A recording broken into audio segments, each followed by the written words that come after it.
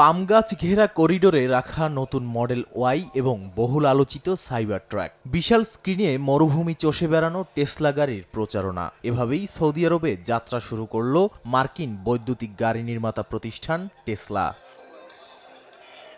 বিশ্বজুড়ে বিক্রি কমায় সৌদির বাজারে প্রবেশ টেসলার জন্য সময়োপযোগী সিদ্ধান্ত বলে মনে করছেন অনেকে। পণ্যের মেয়াদ, প্রতিযোগিতা আর মাস্কের বিতর্কিত রাজনৈতিক সংশ্লিষ্টতার কারণে ৩ বছরের মধ্যে সবচেয়ে দুর্বল পারফরম্যান্সের মুখে তার কোম্পানি।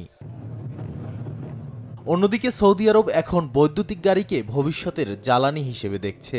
৫ বছরের মধ্যে ৩০% যানবাহন বৈদ্যুতিক যানে রূপান্তরের পরিকল্পনা করছে দেশটি। যদিও ২০২৪ সালে দেশ জুড়ে মাত্র ১০১টি চার্জিং স্টেশন ছিল, সেখানে প্রতিবেশী সংযুক্ত আরব আমিরাতে সংখ্যাটা ছিল ২৬১টি। টেসলা প্রথম ধাপে ৩টি শহরে চার্জিং স্টেশন বসানোর পরিকল্পনা করছে। টেসলা প্রথম ধাপে ৩টি শহরের চার্জিং স্টেশন বসানোর পরিকল্পনা করেছে।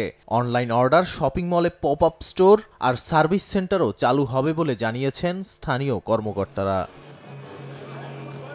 প্রায় ১ দশক আগেও সৌদির সার্বভৌম বিনিয়োগ তহবিলের সঙ্গে দ্বন্দ্বে জড়ান ইলন মাস্ক। তবে ট্রাম্প প্রশাসনে মাস্কের উচ্চাভিলাষী ভূমিকার পর দুই পক্ষের সম্পর্ক উন্নত হয়। ট্রাম্পও আসন্ন সফরে সৌদি আরব যাচ্ছেন। এতে নতুন মোড় নিতে পারে ওয়াশিংটন রিয়াদের প্রযুক্তি সম্পর্ক বলে ধারণা করা হচ্ছে।